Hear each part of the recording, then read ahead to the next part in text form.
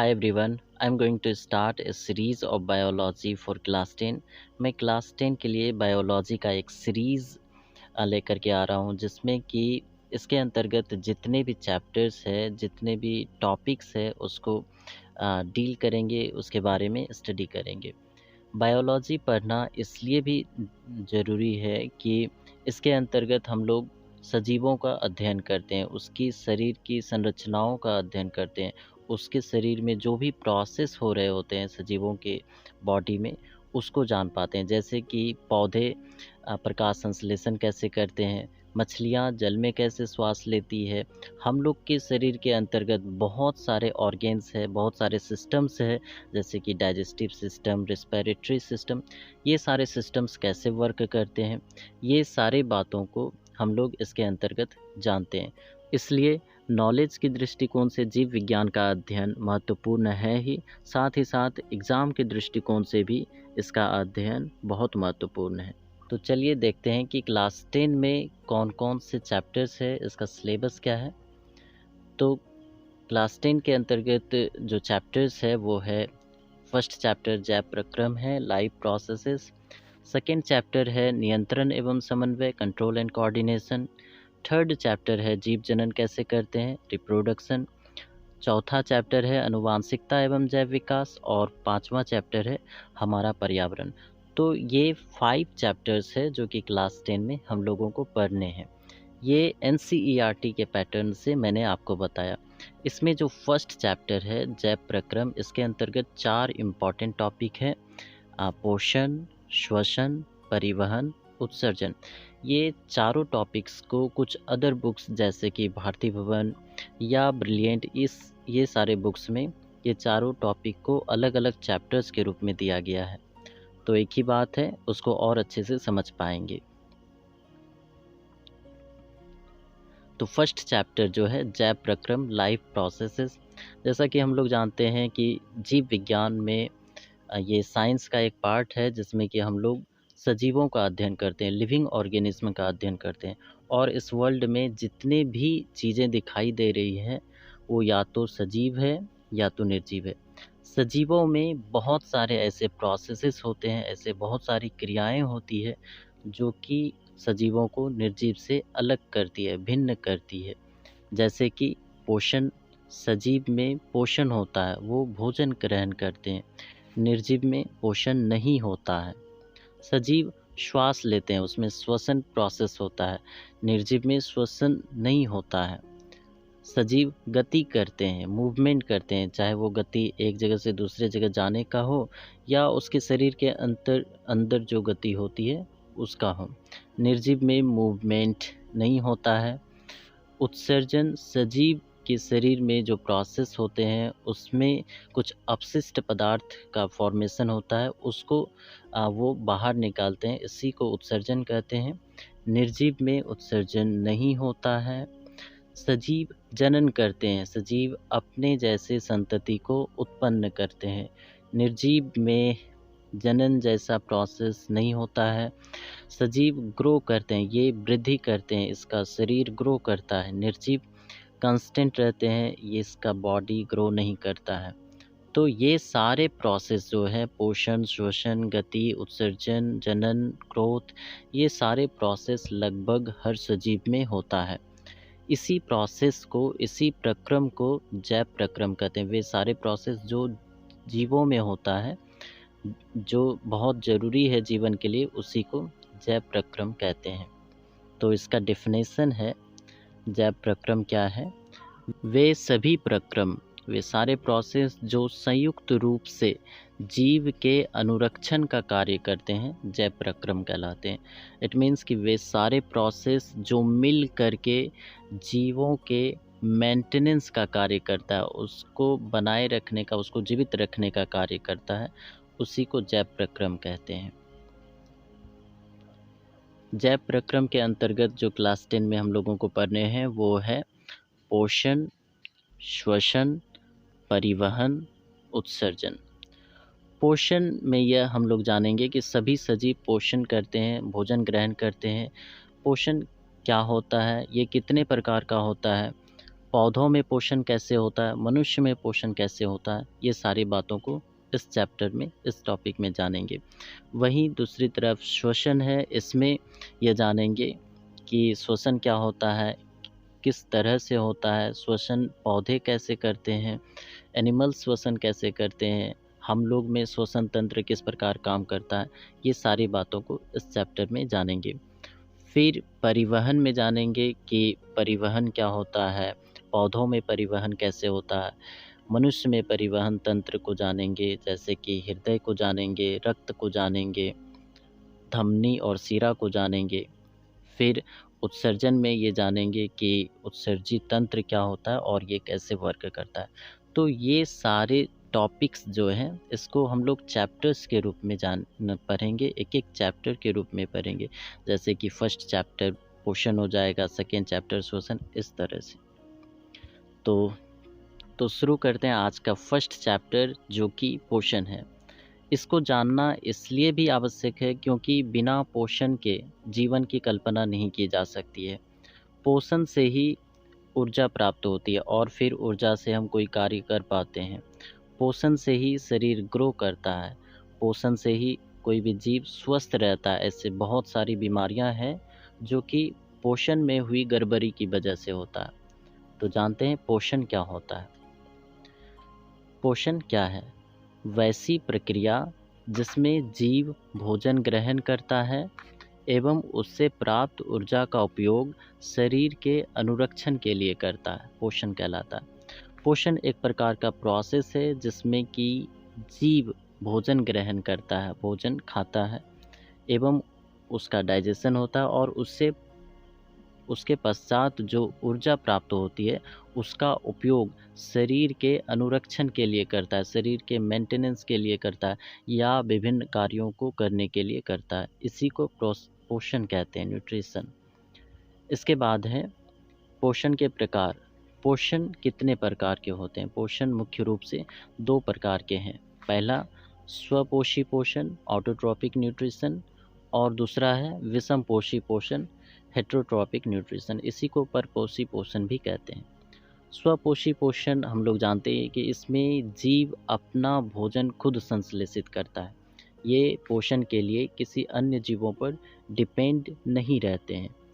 वहीं विषमपोषी पोषण में जीव अपना पोषण खुद नहीं कर पाते हैं या भोजन के लिए दूसरे जीवों पर डिपेंड रहते हैं, चाहे वो पौधे हो या जीव जंतु। तो स्वपोषी पोषण में मुख्य रूप से जो पढ़ने वो है प्रकाश संश्लेषण, फोटोसिंथेसिस। और विषमपोषी पोषण में पढ़ेंगे मृतजीवी पोषण, परजीवी पोषण और प्राणी संपोषण। इसको वन बाय वन आगे पढ़ेंगे। तो सबसे पहले है स्वपोषण। इस विधि में जीव अपना पोषण स्वयं करते हैं। स्वपोषी पोषण या स्वपोषण एक प्रकार का पोषण का एक विधि है जिसमें कि जीव अपना पोषण स्वयं करते हैं। जैसे कि हरे पौधे, साइनोबैक्टीरिया, यूग्लिना, ये सारे ऐसे जीव हैं जो कि अपना भोजन स्वयं संश्लेषित करते हैं, ये किसी अन्य जीवों पर डिपेंड नहीं रहते। इसी को स्वपोषी पोषण या स्वपोषण कहते हैं। इसके बाद जो है स्वपोषी पोषण में मुख्य रूप से प्रकाश संश्लेषण को जानना है। तो प्रकाश संश्लेषण के बारे में कुछ बेसिक बातें हैं कि प्रकाश संश्लेषण स्वपोषी पोषण की एक विधि है जो कि हरे पौधों में होती है। इसका स्थान दिया हुआ है कि प्रकाश संश्लेषण कहाँ होता है, तो ये हरित लवक में होता है। हरित लवक पौधों की पत्तियों में मुख्य रूप से पाए जाते हैं, इसीलिए पत्तियों को प्लांट का किचन भी कहते हैं, किचन रूम ऑफ प्लांट। इसका टाइम दिया हुआ है, यह दिन में होता है। प्रकाश संश्लेषण के लिए प्रकाश का होना बहुत आवश्यक है, इसलिए यह प्रोसेस दिन में होता है। चूँकि इस प्रकार के क्वेश्चन बोर्ड के एग्ज़ाम में कभी कभार ऑब्जेक्टिव में पूछ दिए जाते हैं, इसलिए हमने इसको लिख दिया। नेक्स्ट है प्रकाश संश्लेषण क्या है। इसका डेफिनेशन जान लेते हैं कि प्रकाश संश्लेषण क्या है। कि हरे पौधे सूर्य प्रकाश की उपस्थिति में जड़ से जल एवं वायुमंडल से कार्बन डाइऑक्साइड का अवशोषण कर कार्बोहाइड्रेट का निर्माण करता है। इस प्रक्रिया को प्रकाश संश्लेषण कहते हैं। प्रकाश संश्लेषण एक ऐसा प्रोसेस है जिसमें कि हरे पौधे सूर्य प्रकाश की उपस्थिति में जल और कार्बन डाइऑक्साइड की सहायता से अपना भोजन का निर्माण करता है, शुगर का निर्माण करता है या कार्बोहाइड्रेट का निर्माण करता है। यह प्रोसेस को प्रकाश संश्लेषण कहते हैं। इसको इस डायग्राम में बहुत अच्छे से समझ सकते हैं कि ग्रीन प्लांट्स सनलाइट के प्रेजेंस में कार्बन डाइऑक्साइड और वाटर की सहायता से, इसकी मदद से अपना भोजन निर्माण कर रहा है, फूड का निर्माण कर रहा है, शुगर का निर्माण कर रहा है और ऑक्सीजन गैस रिलीज कर रहा है। इस प्रोसेस को प्रकाश संश्लेषण कहते हैं। इसके बाद है केमिकल इक्वेशन ऑफ फोटोसिंथेसिस। प्रकाश संश्लेषण का रासायनिक समीकरण क्या है? ये भी बहुत इम्पॉर्टेंट है क्योंकि बहुत बार इसको एग्ज़ाम में पूछा गया है। तो इसमें देख सकते हैं कि 6CO2 + 6H2O in the presence of chlorophyll and sunlight, ये कार्बन डाइऑक्साइड और जल ये दोनों रिएक्ट होकर के कार्बोहाइड्रेट का निर्माण कर रहे हैं। ये शुगर है, ग्लूकोज का फॉर्मूला है। ऐसा बहुत सारे ग्लूकोज मिल करके कार्बोहाइड्रेट का निर्माण करते हैं और ऑक्सीजन गैस रिलीज कर रहे हैं।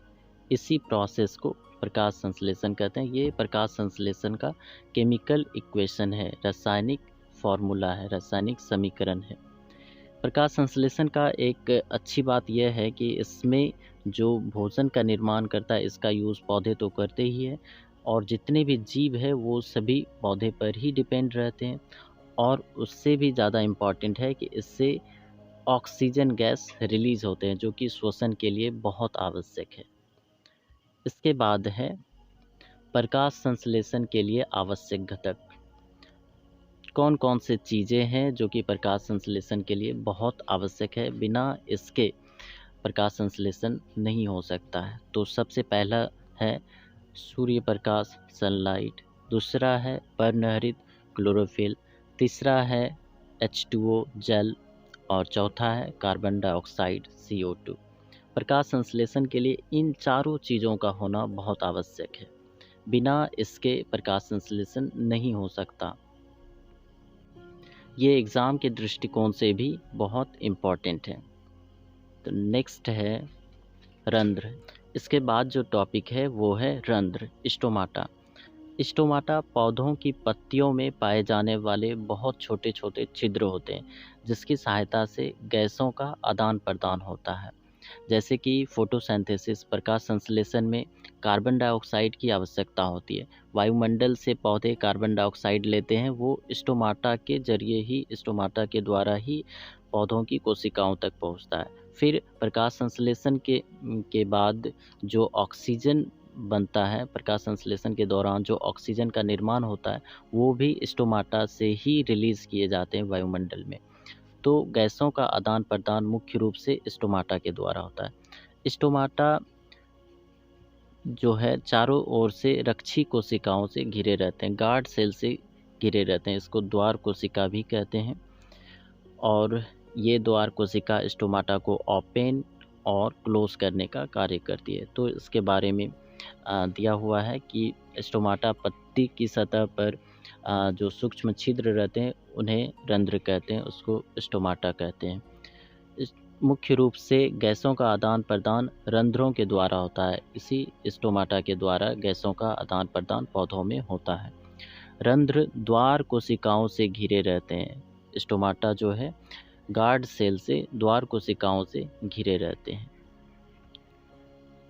तो आज जो हम लोगों ने जाना उसको जल्दी जल्दी देख लेते हैं। क्विक रिव्यू कि जैव प्रक्रम क्या है। वे सारे प्रोसेस जो संयुक्त रूप से जीवों के अनुरक्षण का कार्य करते हैं उसको जैव प्रक्रम कहते हैं। उसके बाद हम लोगों ने जाना कि पोषण क्या होता है। पोषण ऐसी प्रक्रिया है जिसमें जीव भोजन ग्रहण करता है एवं उससे प्राप्त ऊर्जा का उपयोग शरीर के अनुरक्षण के लिए करता है। यह दो प्रकार का होता है, एक स्वपोषी पोषण और दूसरा विषमपोषी पोषण। स्वपोषी पोषण में जीव अपना पोषण स्वयं करता है, अपना भोजन स्वयं संश्लेषित करता है, जैसे हरे पौधे, युगलीना एटसेट्रा, ये सारे जीव स्वपोषी पोषण करते हैं। और विषमपोषी पोषण जो कि अपना भोजन स्वयं संश्लेषित नहीं कर पाते हैं, जैसे जीव जंतु सब। स्वपोषी पोषण में हम लोगों ने जाना कि प्रकाश संश्लेषण क्या होता है। प्रकाश संश्लेषण एक ऐसा प्रोसेस है जो कि हरे पौधे सूर्य प्रकाश की उपस्थिति में जल और कार्बन डाइऑक्साइड की सहायता से अपना भोजन का निर्माण करते हैं, कार्बोहाइड्रेट का निर्माण करते हैं और ऑक्सीजन गैस रिलीज करते हैं। इसको प्रकाश संश्लेषण कहते हैं। फिर हम लोगों ने जाना कि प्रकाश संश्लेषण के लिए आवश्यक घटक क्या क्या है। प्रकाश संश्लेषण के लिए चार चीज़ों का होना बहुत आवश्यक है। वो है सूर्य प्रकाश, कार्बन डाइऑक्साइड, जल और हरित लवक, पर्णहरित। उसके बाद रंध्र के बारे में हम लोगों ने जाना कि स्टोमाटा जो होता है पौधों की पत्तियों में पाए जाने वाले सूक्ष्म छिद्र होते हैं, जिसकी सहायता से गैसों का आदान प्रदान होता है। तो आई होप कि ये सारे टॉपिक, आज के जितने भी टॉपिक है वो आपको समझ में आए होंगे। तो आज हम लोग स्वपोषी पोषण एवं इसके विधि को जाने। इन द नेक्स्ट वीडियो हम लोग जानेंगे कि विषमपोषी पोषण क्या होता है, ये कितने प्रकार का होता है। कुछ सूक्ष्म जीवों जैसे कि अमीबा, पैरामीशियम, इसमें विषमपोषी पोषण होता है तो किस प्रकार होता है। ये सारे पॉइंट्स को हम लोग नेक्स्ट वीडियो में जानेंगे। And in the last I want to ask you a question, क्या पौधों में विषमपोषी पोषण भी होता है? जैसे आज हम लोग ने जाना कि पौधे प्रकाश संश्लेषण के द्वारा अपना भोजन स्वयं संश्लेषित करते हैं। तो क्वेश्चन है, क्या पौधों में विषमपोषी पोषण भी होता है? इसका मतलब है, क्या पौधे, ऐसे भी पौधे होते हैं जो कि अपना भोजन स्वयं संश्लेषित नहीं कर पाते, ये किसी अन्य जीवों पर डिपेंड रहते हैं? इस प्रश्न का उत्तर आपको देने हैं कमेंट बॉक्स में, और फिर इसके बारे में नेक्स्ट वीडियो में डिस्कस करेंगे। And if you are new at this channel, please subscribe and share.